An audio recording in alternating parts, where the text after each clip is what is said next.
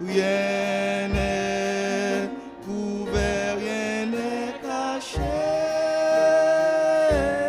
qu'il pénètre au fond de notre âme et qu'il juge en nous le péché, qu'il juge le péché. Sondez nos cœurs et nos pensées, nos plus intimes souvenirs, nos œuvres présentes, passées, sondez nos plus secrets désirs, nos plus secrets désirs, car la lumière tout paraisse pour que tout soit purifié. Et quand nous ton esprit ne laisse rien qui ne soit sanctifié, vraiment sanctifié.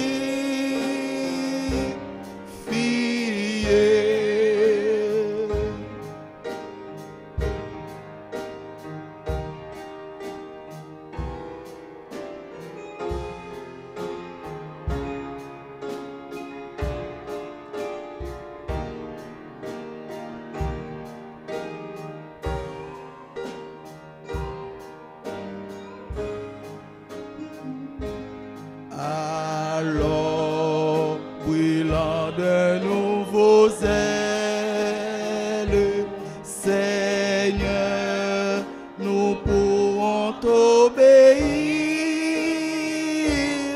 Oh, que la vie est grande et belle pour ceux qui veulent te servir, qui veulent te servir.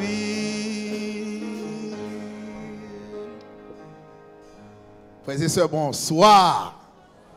Bonsoir. Est-ce que vous m'accueillez ce soir avec beaucoup de sourires? Amen. Nous remercions le ciel qui nous donne cette grâce. Je me souviens quand j'étais en Haïti et que je devais voyager pour les États-Unis. C'était ma première visite. On m'avait dit, quand vous tenez une semaine de prière aux États-Unis ou bien en Amérique du Nord d'une manière générale, c'est-à-dire les États-Unis, le Canada particulièrement, et que vous voyez les gens viennent dimanche soir, le samedi c'est normal qu'il y ait beaucoup de monde, mais dimanche soir il y a des gens qui viennent, et vous voyez lundi soir la réunion est fréquentée, et mardi soir vous avez toujours le même nombre de gens qui viennent. Cela veut dire la semaine c'est réussi. Donc, je dis gloire à Dieu. Et il y avait un frère hier soir qui me disait, pasteur, ne t'en fais pas, malgré les messages, c'est un petit peu dur, un petit peu bouleversant, troublant, en quelque sorte, mais je suis sûr, le Saint-Esprit de Dieu est présent. Et vous allez voir, demain soir, vous allez avoir plus de monde. Et j'estime qu'il y a plus de monde ce soir. Donc, par rapport à hier soir. Et je pense que mercredi soir, on va avoir encore plus de monde, puisque généralement, il y a toujours plus de gens les mercredis soirs. Donc, c'est un plaisir d'être avec vous ce soir, dans le cadre de cette semaine de prière. C'est le thème encore, c'est quoi? La méthode du Christ seulement. La méthode du Christ seulement. Ce soir, vais vous présenter un message qui est la suite du sermon d'hier soir. Parce que hier soir, j'avais mis l'accent sur quel thème? La musique, particulièrement sur les louanges, ou bien la louange et l'adoration. Ce soir, c'est un autre terme. Nous fermons les yeux pour la prière. Je me sens moi-même maintenant, j'aimerais que l'Esprit de Dieu vienne. Père, ce soir, viens encore une fois nous abreuver de la source de ta parole, nous diriger tout droit sous l'influence de ton Esprit Saint vers la croix de Christ.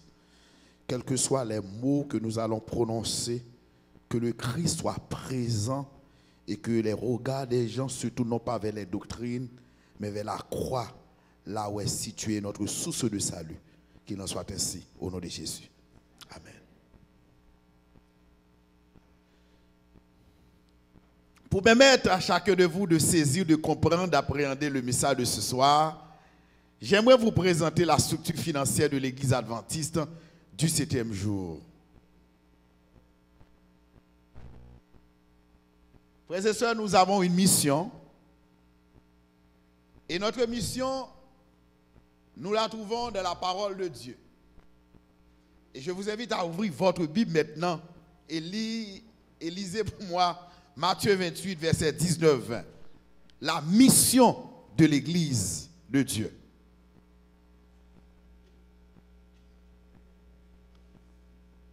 La raison d'être de l'Église de Dieu sur la terre. La raison d'être de l'Église adventiste Saint-Léonard dans ce lieu. La raison d'être de l'Église La Fontaine, là-bas. Matthieu 28, 19, 20. Si vous le trouvez, vous pouvez lire pour moi. Une personne bien disposée, comme on dit généralement. Je vous entends?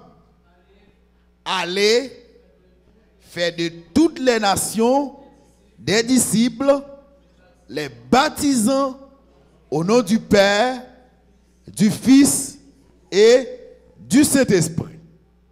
Donc la mission 1 est enseignez-leur à observer tout ce que je vous ai prescrit. Voici, je suis avec vous tous les jours jusqu'à la fin du monde. Frères et sœurs, mesdames, mesdemoiselles et messieurs, vous et moi, nous sommes appelés à accomplir la mission de Dieu. Et cette mission consiste à faire quoi? À prêcher. Deuxièmement, à enseigner. Troisièmement, à servir. Nous sommes des serviteurs de Dieu. Et en tant que tels, nous sommes appelés à prêcher l'évangile. Et vendredi soir, je vais mettre l'accent beaucoup sur la prédication, plus précisément la méthode de Christ. Quand il était sur la terre, le ministère de Christ. Nous sommes là pour nous sanctifier. Et notre sanctification a pour but non seulement de nous préparer pour le retour de Christ, mais aussi et surtout pour permettre aux gens qui ne connaissent pas encore Jésus, qu'ils puissent être convaincus que Christ est le Seigneur et qu'ils viennent au pied de la croix pour marcher avec Dieu. Amen, frères et sœurs. Et c'est là la mission de l'Église. C'est là notre mission. Mission consiste à prêcher et à enseigner. Donc, essayons de comprendre la mission de l'Église dans le contexte de l'Église adventiste. La structure organisationnelle de l'Église. Quand on parle de l'Église adventiste du 7e jour, sur le plan organisationnel, comment l'Église s'organise? Comment l'Église est organisée? Comment l'Église est structurée? D'abord, il y a l'Église locale, ou bien les églises locales, composées des croyants, des individus, des membres.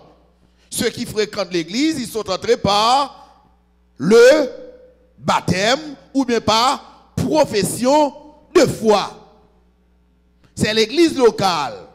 Mais quand il y a plusieurs églises, ces églises doivent être représentées par une organisation supérieure. C'est ce que nous appelons la mission ou la fédération. fédération.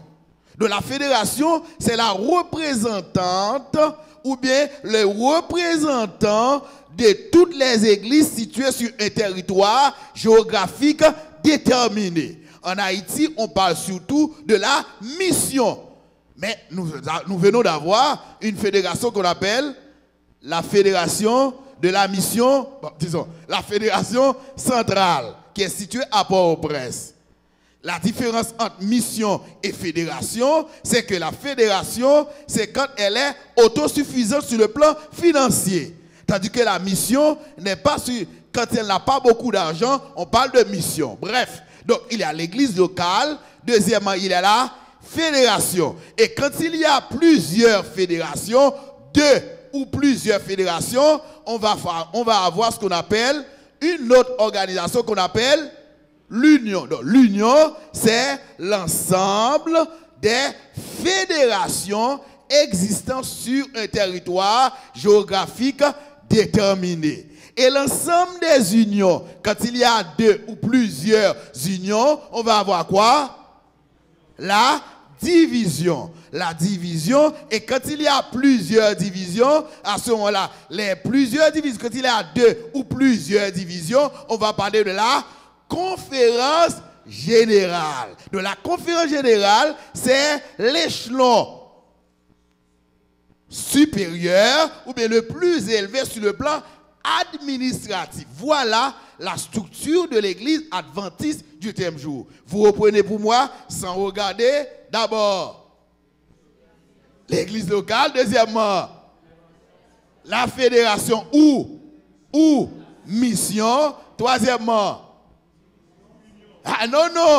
l'union, quatrièmement division, qui est une section de la conférence générale, et ensuite la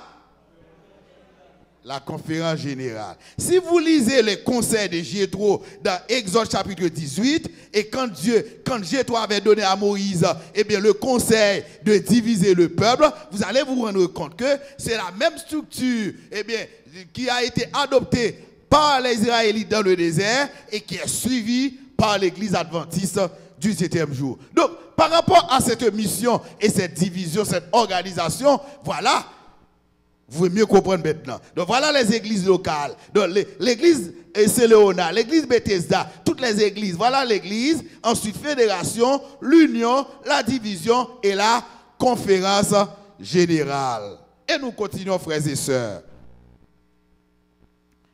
Comment les officiers sont élus dans les églises ou bien dans ces organisations-là? Pour nommer les officiers d'église, qu'est-ce qu'on fait? On fait commission de nomination et chaque membre a combien de votes? Un seul vote. Et bien ça? Un seul vote. Donc, et pour la fédération? Les responsables de la fédération sont nommés par les églises. Mais comment, d'après vous? Par les délégués. Quand on va avoir une session pour choisir le personnel d'une fédération ou d'une mission, à ce moment-là, on fait appel à des délégués et ces délégués sont choisis par leurs églises. On est là? Et les délégués maintenant, pour diriger, pour choisir les dirigeants de la fédération, de la division, de l'union, qu'est-ce qu'on fait? Des délégués des fédérations venant des fédérations. Et ça va se faire à tous les échelons de l'œuvre. En d'autres termes, pour choisir les dirigeants de la conférence générale, les dirigeants de la conférence générale sont choisis par les églises. Mais via des délégués. Parce que dans l'église adventiste, nous agissons, nous avons un pouvoir qu'on appelle le pouvoir représentatif. En d'autres termes, je vais vous donner l'exemple. L'église choisit des officiers. Mais ces officiers forment qu'on appelle, certains d'entre eux font ce qu'on appelle le comité d'église. Donc l'église délègue son pouvoir pendant une année à un comité. Et c'est le comité qui dirige l'église.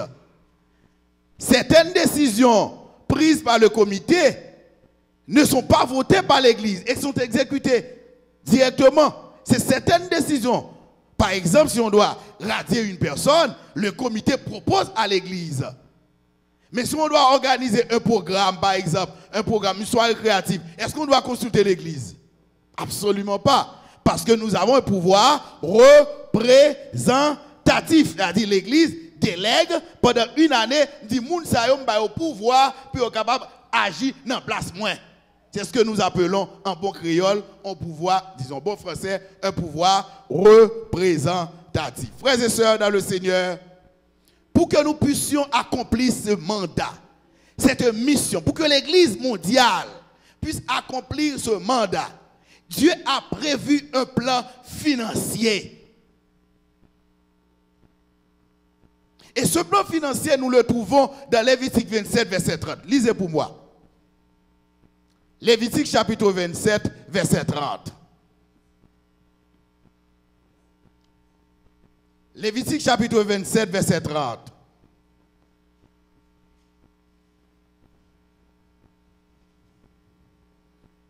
Moun qui joue ni là avant. Oui.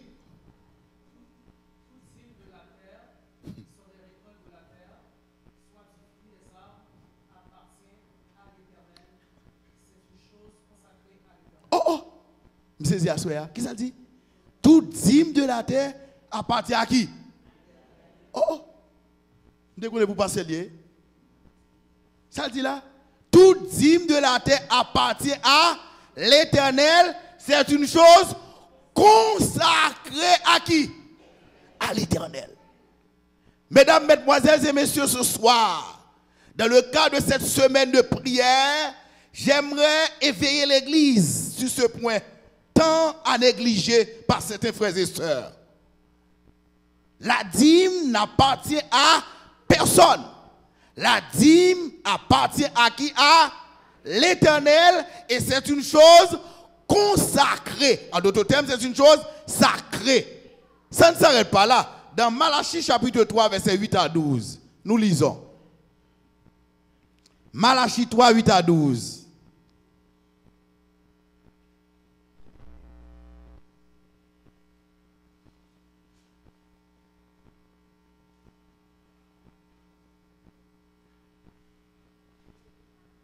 Qui a trouvé? Mais qui? Oui. Ouais. Dans les dîmes et les offrandes. Vous êtes frappés par la malédiction et vous me trompez, la nation tout entière.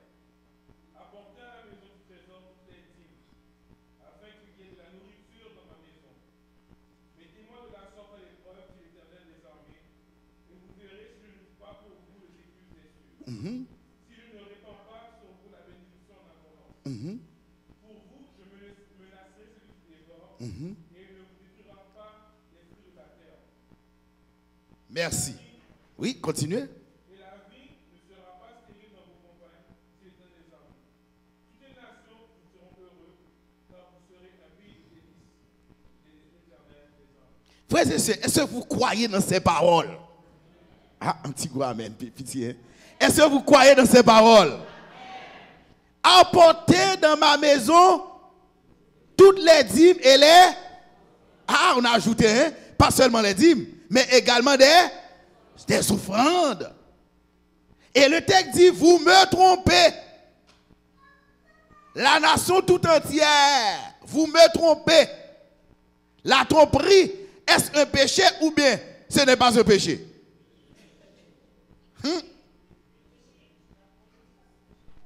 Or, la Bible dit, vous me trompez dans quoi?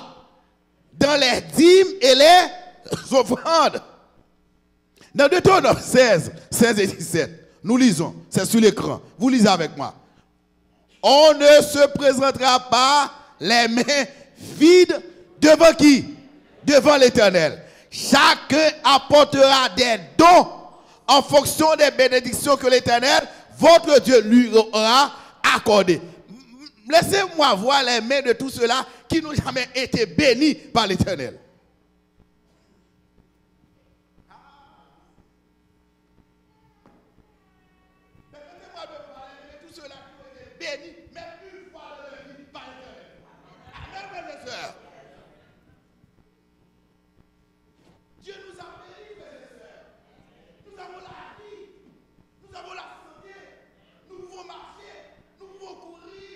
pouvons parler, nous pouvons respirer. C'est une bénédiction de l'Éternel, moi, c'est ça. Que nous passons à ce qui se passe dans notre pays, dans d'autres pays, pour la maliférage. Nous sommes dans un pays où les conditions sanitaires sont plus ou moins, pour ne pas dire, se respectent, sont respectées, où il y a une condition de vie matérielle existante. On peut vivre, on peut respirer. Ce n'est pas une bénédiction de l'Éternel, c'est une grâce. Et en fonction de cette grâce, frères et sœurs, écoutez-moi, quand nous venons adorer l'Éternel, nous ne pouvons pas venir adorer Dieu avec les mains. À déposer les mains. Cela veut dire, pour que je ne vienne pas, les mains vides devant l'Éternel, je dois travailler. Les paresseux ne vivent pas le ciel. Ah, j'ai dit là. L'apôtre Paul considère, le fait de ne pas travailler comme un péché. Si vous avez la santé et que vous ne voulez pas travailler, le texte avait dit, même pour le sabbat, quand il avait dit, observez le sabbat, avant ça, c'est ce qu'il a dit. Tu travailles à combien de jours? Cela veut dire que si cela pour Dieu, observez le sabbat, veut dire que Dieu veut d'abord travailler. Pour ne pas fatiguer à l'autre.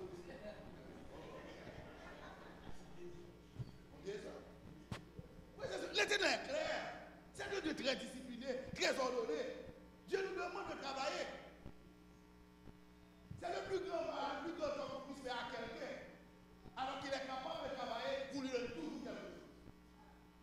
Ah, quelqu'un dit, bah là, quelqu'un est capable de décider. C'est très important, frères et sœurs. C'est très important. Quand la personne est capable de travailler, quand elle trouve du travail et qu'elle refuse de travailler, ça, il y a un problème. Si la personne a la capacité de travailler, elle ne trouve pas du travail, ça, vous pouvez l'aider. Et c'est ce que la Bible nous recommande, d'aider nos frères en difficulté. Ils veulent travailler. Ils ont la possibilité. Ils ont de la force. Ils ont le vouloir. Mais le travail fait défaut. Ça, vous devez les aider. Mais la personne est capable. La personne trouve du travail. Elle refuse de travailler. Ça, il y a un problème. Et permettez-moi de vous dire,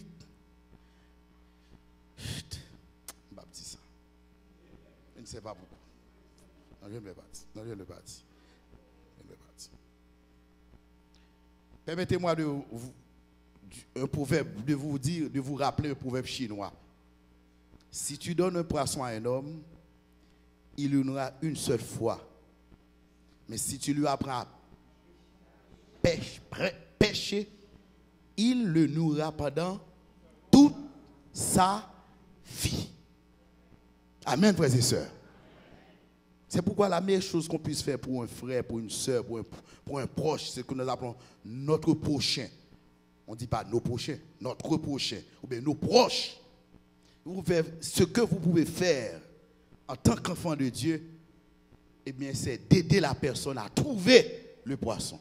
Et bien ça, frères et sœurs. Montez le côté de loyer, bal zéan, bal secret à pito. C'est la meilleure chose qu'il faut faire. Est-ce que je suis bien compris, frères et sœurs? Je suis bien compris? N'allez pas mésinterpréter parce que j'ai dit des choses pendant cette semaine qui pourraient être mésinterprétées. Mais il faut toujours les placer dans le contexte. Dieu nous dit de ne pas se présenter devant lui avec les mains vides. Chacun apportera quoi? Des dons en fonction des bénédictions que l'Éternel, votre Dieu, lui aura accordées. En fonction de nous tous, nous ne parlons pas même bagaille, pas vrai? Nous sommes d'accord, frères et sœurs? C'est ça. Je ne m'attends pas que tous les membres donnent le même montant de dîme, le même montant d'offrande. Chacun en fonction de ça, en d'autres termes, plus qu'on est béni, plus qu'on donne. Frères et sœurs, apprenez à donner. Donnez tout ce que le Seigneur vous donne, donnez. Il y a des gens qui donnent. tout dans l'église a demandé. C'est normal que Dieu vous demande beaucoup parce qu'il vous donne beaucoup. Dieu ne vous exige pas. C'est en fonction des bénédictions qu'il a déjà répandues sur vous. Et puisqu'il vous a béni chaque jour, puisqu'il vous bénit chaque jour, c'est normal à ce que par l'intermédiaire de son église, il vous demande de lui donner quelque chose pour que l'église puisse aller de l'avant. Amen, frères et sœurs. M'attendez amen non même. Et vous dites l'argent, le problème. Ce soir, nous allons aborder la question d'argent. Frères et sœurs, il faut travailler, apprendre à faire l'économie. Hier soir, j'avais dit, c'est pourquoi je vous dis de mettre mes propos dans le contexte. Hier soir, j'avais dit, vous devez vous vêtir. Vous devez être propre avant de venir à l'église. Vous achetez de beaux habits. Pas vrai, parce que vous avez un Dieu grand.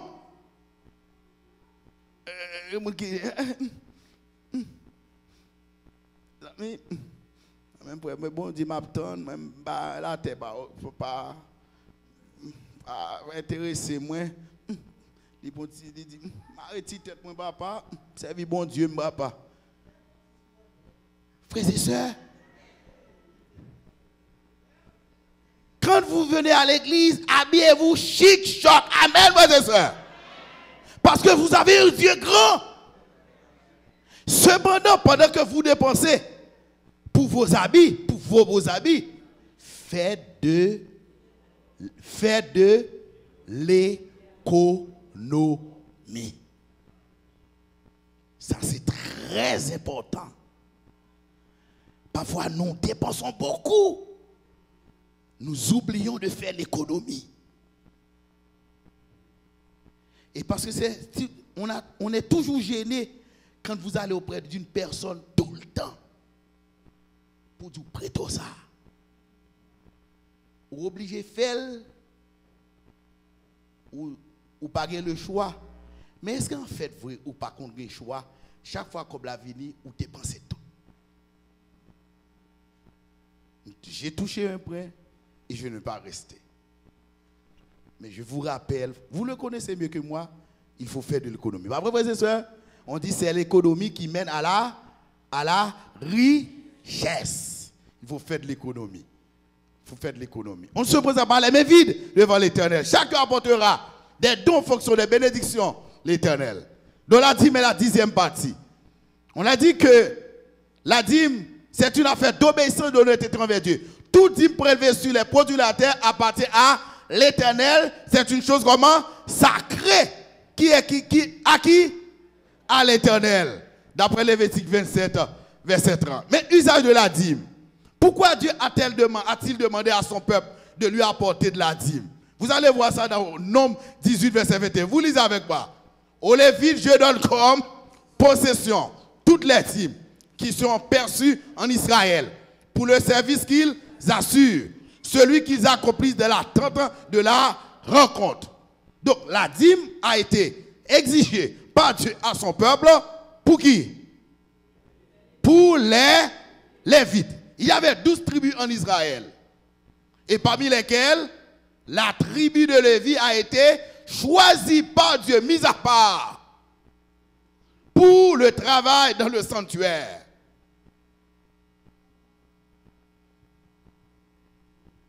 Que devons-nous faire avec la dîme? Le texte dit, apportez donc vos dîmes où ça? Dans la maison du trésor, afin qu'il y ait de la nourriture. Bon, certains disent, mais pasteur, la maison du trésor, c'est l'église. Pourquoi on est obligé chaque mois d'apporter toutes ces dîmes dans un autre lieu qu'on appelle mission ou fédération? Puisque la maison de Dieu, l'église est la maison de Dieu. Répondons bibliquement à cette question. Je réponds. Vous lisez avec moi dans Néhémie chapitre 12 à partir de l'écran. Mais si vous consultez votre Bible, vous allez vous rendre compte qu'est-ce qu'on entendait à ce moment-là, la maison de Dieu. Vous lisez. On offrit ce jour-là de nombreux sacrifices Et on se livrait à réjouissance, car Dieu avait donné au peuple un grand sujet de joie. Les femmes et les enfants se réjouirent aussi, et les cris de joie de Jérusalem furent entendus au loin. Verset 44. En ce jour, on établit des hommes ayant la surveillance des chambres qui servaient de magasins pour les offrandes, les prémices et les dîmes, et on les chargea d'y recueillir du territoire des villes les portions assignées par la loi aux sacrificateurs et aux lévites. Car Judas se réjouissait de ce que les sacrificateurs et les lévites étaient à leur poste, observant tout ce qui concernait le service de Dieu et des purifications. Les chantres et les portiers remplissaient aussi leurs fonctions selon l'ordre de David et de Salomon, son fils. Verset 46. Car autrefois, du temps de David et d'Azaph, il y avait des chefs de chantres et des chants de louanges et d'actions de grâce en l'honneur de Dieu. Tout Israël, au temps de Zorobabel et de Néhémie, donna les portions des chantres et des portiers, jour par jour. On donna aux Lévites les choses consacrées, et les Lévites donnaient aux fils d'Aaron les choses consacrées. Maintenant, Néhémie 13, premier. Dans ce temps, on lut en présence du verset 35. Nous résolûmes d'apporter chaque année à la maison de l'Éternel les prémices de notre sol et les prémices de tous les fruits, de tous les arbres, d'amener à la maison de notre Dieu, aux sacrificateurs qui font le service de la maison de notre Dieu, les premiers-nés de nos fils et de notre bétail, comme il est écrit dans la loi, les premiers-nés de nos bœufs et de nos brebis, d'apporter aux sacrificateurs dans les cieux, dans les chambres de la maison de notre Dieu, les prémices de notre pâte et nos offrandes, des fruits de tous les arbres, du mou et de l'huile, et de livrer la dîme de notre sol aux Lévites qui doivent la prendre eux-mêmes dans toutes les villes situées sur les territoires que nous cultivons.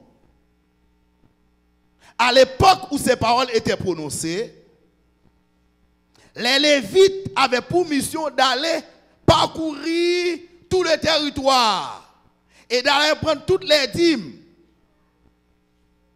qu'on a trouvées dans ces territoires et d'apporter ça dans le temple construit par Salomon.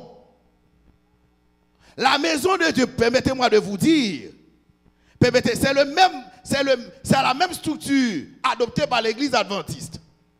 Donc, de la même manière que les Lévites avaient pour mission d'aller dans les territoires, dans les différents territoires, et de prendre les dîmes et d'apporter ça dans un lieu précis.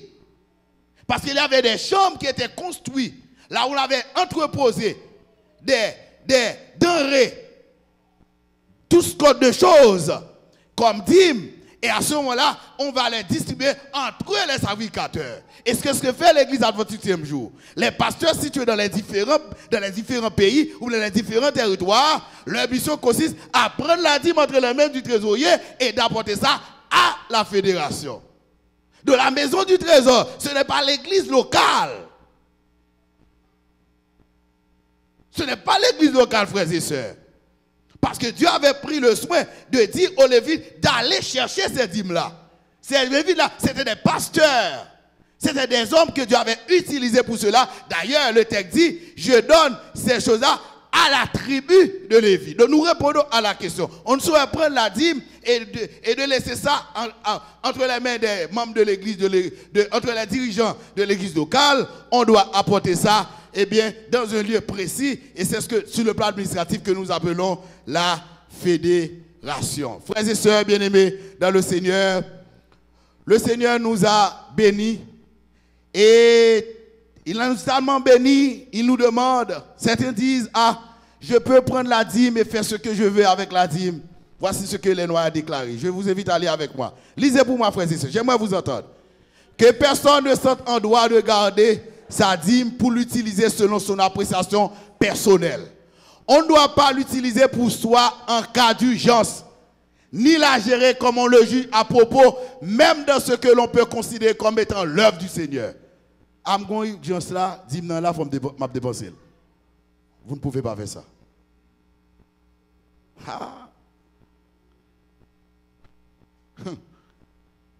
Il y a des gens qui ont regardé avec des yeux poissons frits. On ne doit pas l'utiliser pour soi en cas d'urgence. La Bible ne veut pas ça. Le Seigneur ne veut pas ça. Vous lisez toujours dans le conseil à l'économe. Voici ce que nous lisons. Dieu veut que la dîme soit versée dans ses caisses. Cette part doit lui être rendue strictement honnêtement et comment? Fidèlement. En plus de cela, il réclame nos dons et nos offrandes. Deux choses. Dîmes et offrandes. Personne n'est contraint de présenter au Seigneur ses dîmes, ses dons et ses offrandes. Mais, aussi sûrement que la parole de Dieu nous est donnée, il réclamera son... Ok. Et continue. Pratiquer la faute envers Dieu est le plus grand crime dont un homme puisse se rendre coupable. Et cependant, ce péché est fréquent et est répandu.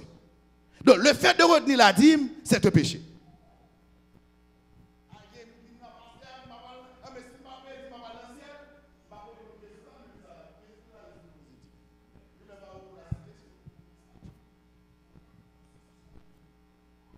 Je ne vais pas répondre à cette question. Si je ne peux pas me dire, est-ce que je vais au ciel? Je ne vous réponds pas. Mais je vous demanderai de lire ce qui est écrit ici. Pratiquer la faute envers Dieu est le plus grand crime dont un homme, est-ce que les criminels étiront le ciel? Oui ou non, frères et sœurs? Oui ou non, frères et sœurs? Pratiquer la faute envers Dieu est le plus grand crime dont un homme puisse se rendre coupable. Et cependant, ce péché fréquent est répandu. Chaque dollar détourné vous accuse. Voulez-vous retenir ce qui appartient à Dieu? Voulez-vous soustraire au trésor la part des fonds que Dieu réclame comme étant la sienne? En agissant de la sorte, vous trompez Dieu et vous êtes accusé dans les livres du ciel pour chaque dollar ainsi détourné. Frères et sœurs, je suis en train de lire les livres comptables de la trésorerie. Mais j'ai beaucoup de peine à regarder combien de gens au milieu de vous, des officiers qui sont infidèles dans le paiement de la dîme et les offrandes. Mais il faut vous avouer, certains ont perdu le travail. Mais il y en a d'autres qui ne perdent pas le travail et qui volontairement refusent de contribuer à l'œuvre du Seigneur. C'est un péché. Chaque dollar détourné, le texte dit, vous êtes accusé dans les du ciel pour chaque dollar ainsi détourné. La vraie raison qui pousse à retenir les fonds, j'ai vu que certains s'excusent eux-mêmes de ne pas soutenir la cause de Dieu par le fait qu'ils avaient des dettes. J'ai trop de dettes, je ne peux pas payer ma dîme. Pasteur, trop de dettes, lisez pour moi. S'ils voulaient descendre au fond de leur cœur, ils découvraient que l'égoïsme est la vraie raison de la négligence. Apporter des offrandes volontaires à qui? À Dieu. Certains ont toujours des dettes. L'égoïsme empêchera la solitude de Dieu d'apposer sa bénédiction sur leurs entreprises pour les faire prospérer. Ils aiment le monde plus que la vérité. Ils ne sont pas prêts pour le royaume de Dieu. Retenir la dîme en raison de manque. En raison de manque. C'est un manque de confiance. Frères et sœurs, c'est pourquoi je prêche rarement sur la dîme. Pourquoi d'après vous? C'est parce que remettre la dîme, c'est une question de foi. Qu'est-ce que je dis?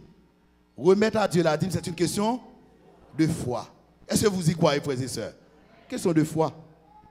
Remarquez très bien, les sujets que j'avais prêchés dimanche soir, samedi matin, dimanche soir et même hier soir, est-ce que pendant, je vais avoir 2 ans de ministère ici à Saint-Léonard, c'est pour la première fois que vous m'entendez prêcher de tels sermons?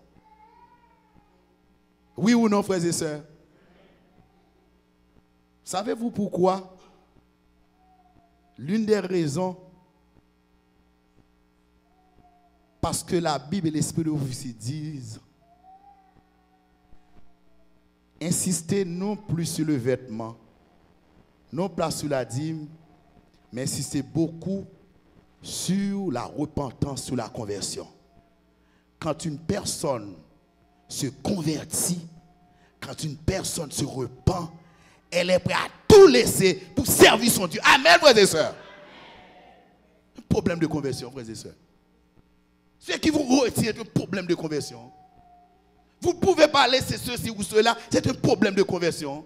Vous prétendez que vous êtes une bonne servante du Seigneur. C'est vous que vous considérez comme ça, mais Dieu vous regarde, Dieu vous voit que vous êtes sur mi-chemin, mais vous n'êtes pas encore là où il voudrait que vous soyez. Il vous fait grâce. Il vous fait grâce. Comme c'est un Dieu aimant. Parce que vous ne pouvez jamais comprendre l'amour de Dieu envers vous. par rapport à vos manques de confiance, il vous tolère. Parce que Dieu est le Père. Parce que celui qui aime tolère. Parce que la tolérance c'est avec l'amour. Si je vous aime, je vais vous tolérer. Donc Dieu vous aime, il vous tolère. Tout simplement. Il vous bénit. Et permettez-moi de vous rappeler, Dieu ne vous bénit pas en fonction de votre fidélité envers lui. Il vous bénit en fonction de son amour envers vous, frères et sœurs. Vous devez le comprendre. Si c'est sous fidélité, bon Dieu t'attend, mais ni moi avec vous. Nous ne parlons pas de bénédiction, bon Dieu, frères et sœurs. C'est l'amour de Dieu qui nous presse. C'est Dieu nous dit, c'est cet amour qui, malgré que nous ne sommes pas sur le chemin, nous sommes sur le chemin, mais il nous manque encore, comme Jésus avait dit au jeune homme, il vous manque encore quelque chose. Manque de confiance. Dieu se l'est réservé, il faut l'apporter au trésor. Certains disent, ah, je ne veux pas donner ma dîme, pasteur, parce que je n'ai pas confiance dans la manière dont les choses sont administrées dans notre œuvre. C'est vrai.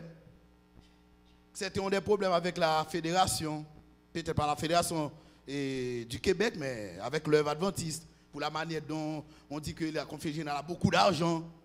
On dit beaucoup de choses. Je ne sais pas. Je ne sais pas.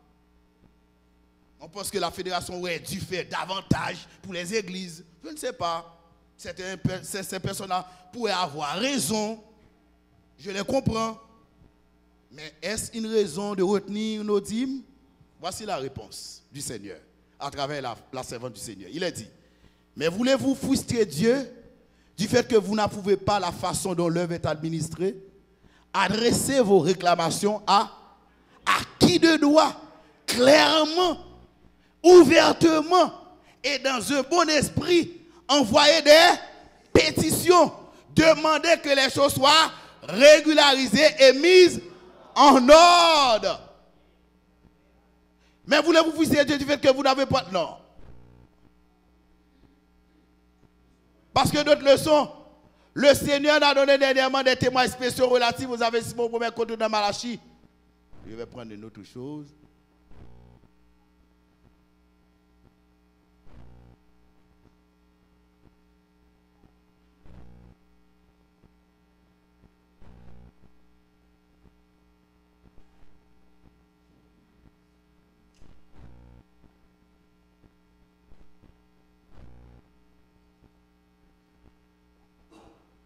Donc, pas parce que le fait que l'Église, la fédération, n'administre pas l'argent comme il se doit. Après, vous dites que vous n'allez plus donner vos dîmes.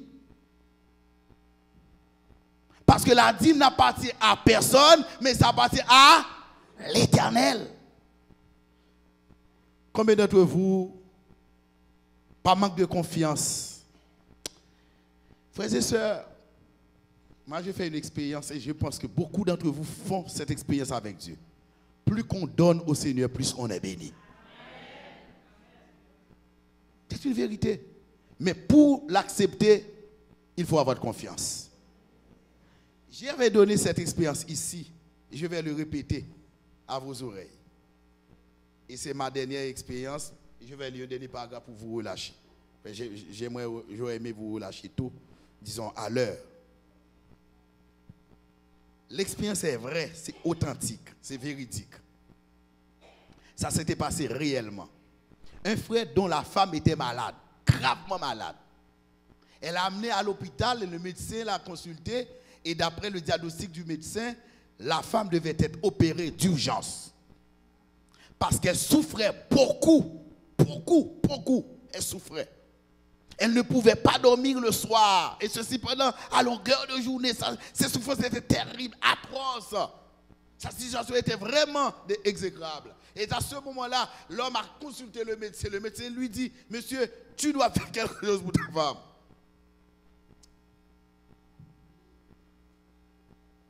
Le médecin lui donne le montant de l'argent qu'il doit verser pour l'opération.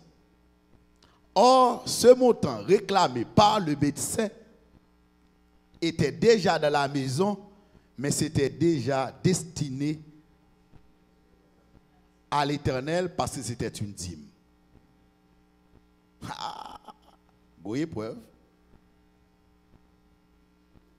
Et la femme était au courant, Robert, que la dîme était là. Ça s'était passé un mercredi soir. Non, disons un lundi, d'après l'expérience. On est là? On est là? On est avec moi? On est avec moi? Lundi soir. Et la femme disait à son mari, chérie, tu as de l'argent? Le monsieur a dit, je n'ai pas d'argent. Je n'ai pas d'argent, je ne sais pas que faire, mais je n'ai pas d'argent. L'épouse lui disait, mais tu as d'argent. Mais je n'ai pas d'argent, chérie. Mais à force d'insister, le monsieur disait, mais chérie, mais on a tout dépensé, on n'a rien à la maison. On n'a pas d'argent. Et c'est à ce moment-là, la femme lui disait, tu as oublié que tu as tant montant sous l'oreiller dans la chambre. Va donc en prendre pour donner au médecin.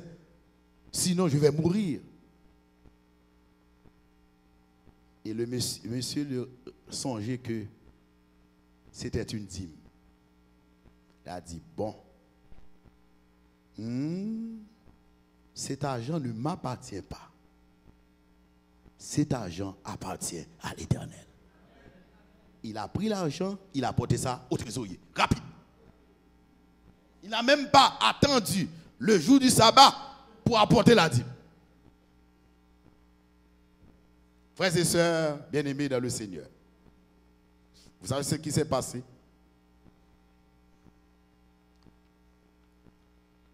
La femme se sentait humiliée par son mari. Le mari l'a regardé pour lui dire, chérie, j'ai apporté l'argent à son propriétaire, à son maître. Cet argent ne m'appartient pas. Mais ce dont je suis certain, nous avons en Israël un docteur, et ce docteur, c'est l'Éternel des armées. C'est lui qui dit dans Malachie 3, mettez-moi à l'épreuve, et je vais quoi? J'ouvrirai les écluses des cieux. Ce dont je suis certain, tu es malade, il y a un autre médecin qui va te guérir. Sinon, je vais être fidèle. Qu'il vienne te guérir ou non, mais je vais être fidèle. C'est la foi. Et ce que j'aime chez Dieu, l'on éprouvé bon Dieu lui-même lui répond. La dîme, c'est une question de confiance. Là, ils ont fait une question de confiance. Le degré de votre foi, frères et sœurs, ou pas de me causer, m'a pas causé. Jeudi soir, c'est écoulé. Vendredi, c'est écoulé. Samedi matin, il a été à l'église. Rien. La femme souffrait. Samedi soir, il priait. Il a invité les diacres et les diaconesses et le pasteur. Ils sont venus chez lui. On a prié et ils sont partis. L'homme restait seul avec sa femme. Et pendant qu'il dormait, il a vu en vision un homme. L'homme lui disait, n'as-tu pas été dans ma maison? N'as-tu pas consulté le trésorier de mon église? Ne l'as-tu pas remis mon argent qui est la dîme? Puisque tu as confiance en moi, ta femme va être guérie. Frères et sœurs, m'a bon causé. Au lendemain, cette femme qui souffrait était guérie au nom de Jésus de Nazareth. Qui pisait? Ça pire là. Une semaine après, 3 hommes se sont présentés devant la maison en lui remettant un paquet. Et elle ouvre un paquet, il joue 3 fois montant que le débat est là. Amen, frères et sœurs. Il disait à ces 3 hommes, d'où venez-vous? Ils ont refusé de répondre. D'où venez-vous? Oh, cet homme n'avait ni cousin, ni oncle, ni père, personne à l'étranger. Et ces hommes-là, sont retournés. Et pendant qu'apôtre dit, n'avez-vous pas été chez notre maître qui est l'Éternel des armées? Frères et sœurs, Ça me dit là, ce n'est pas inventé, c'est non bulletin l'école ça va, c'est non bulletin l'école ça va, il était bali sous cher. L'église en Haïti. Son bulletin l'école du sabbat, nous comptons des bulletins missionnaires. L'expérience est vrai, frères et sœurs. La question de la dîme est une question de foi. Amen, frères et sœurs. Ce soir, vos offrandes sont importantes. Dieu en a besoin. L'église en a besoin. Nous avons besoin de cela. Dieu a besoin de cela. L'église en a besoin. Dieu a besoin de vos dîmes pour permettre qu'il y ait plus de prédicateurs, plus d'évangiles. Malheureusement, je n'ai pas beaucoup de temps pour vous parler. L'utilisation des dîmes par la fédération, l'utilisation des offrandes par l'église. Pourquoi l'église? Eh bien, les dîmes que vous donnez, qu'est-ce qu'on fait avec? L'église locale, qu'est-ce qu'elle fait avec ça? Je n'ai pas le temps de vous raconter tout cela. Ce qu'on fait avec les dîmes. Ce que vous donnez, les dîmes ne restent pas ici, vont directement à la fédération. Il faut le savoir. Les offrandes que vous donnez ici, 75% restent ici. Et 25% vont à la fédération. Et la fédération, qu'est-ce qu'il fait avec les 25%? Il y a 15% qui est dans elle. Et il y a 10% livré encore, plus haut. C'est ce qu'on appelle pour le budget mondial. Et 15% au fond de là, c'est lorsqu'on va acheter l'église. Les gros problèmes, ou dans des fédérations encore, c'est comme ça. Il prend, il retourne le barreau encore. Parce que dîme, non, il n'est pas fait pour acheter temple avec lui. Il est exclusivement consacré pour le ministère évangélique. Là où vous asseyez, c'est avec cet argent, les 75%. Lumière qui permet que je parle là, lumière, nous, avec qui ça? Les 75%. Micro, problème, avec quoi? L'argent que vous donnez, vos offrandes.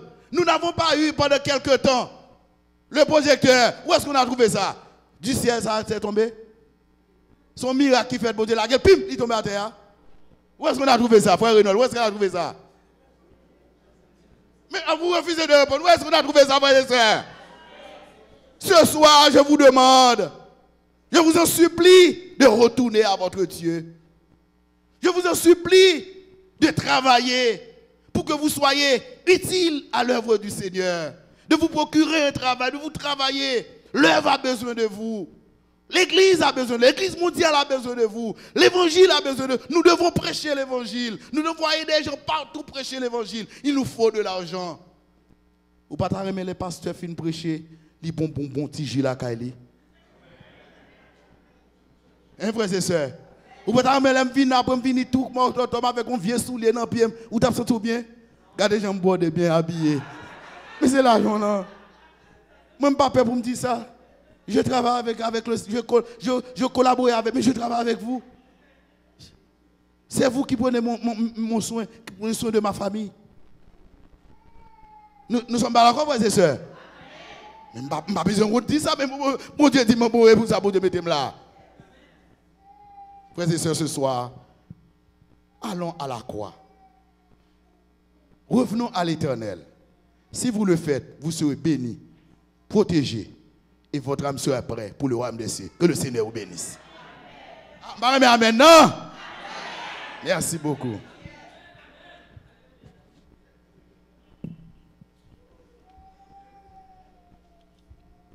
Soyons fidèles dans les petites et dans les grandes. Pour nous donner un peu de temps pour méditer, nous allons faire 2 minutes à genoux dans une prière secrète pour demander à Dieu de nous aider à comprendre sa parole et de la mettre en pratique. Mettons-nous à genoux pour 2 minutes de prière secrète.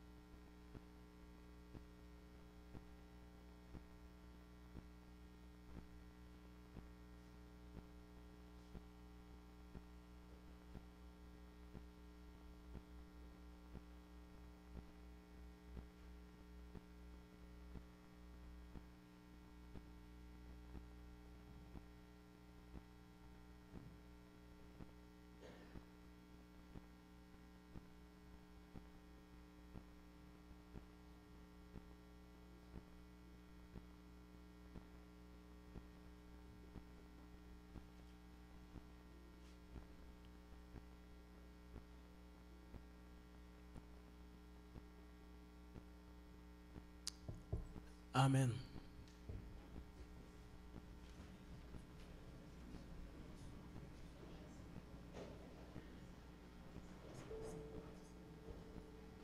Un petit rappel, merci, excusez le secrétaire Antoine. Demain soir, nous n'allons pas avoir la réunion avec les anciens. Donc, ceux qui sont à peine arrivés sont priés de ne pas venir demain soir comme l'heure habituelle 7h30, mais nous aurons la réunion habituelle 7h30 avec toute l'église. S'il y a des anciens qui ne sont pas présents et dont vous remarquez l'absence, vous êtes priés de les appeler au téléphone ce soir pour qu'ils ne se présentent pas à 6h30 et que nous puissions travailler à 7h30. C'est par rapport à la semaine de prière, c'est pour ça que nous travaillons. Merci pour votre compréhension. Merci. Merci d'être venus, chers frères et sœurs. Ce n'est pas en vain que vous allez terminer cette semaine de prière. Et je vous le dis par expérience, vous allez être bénis. Les conseils que le pasteur vous a donnés ce soir, il faut les mettre en pratique. Il faut les mettre en pratique. Et vous serez enrichis spirituellement, physiquement, socialement, intellectuellement, jusqu'à ce que Jésus revienne. Nous allons chanter au numéro 190. Ensemble.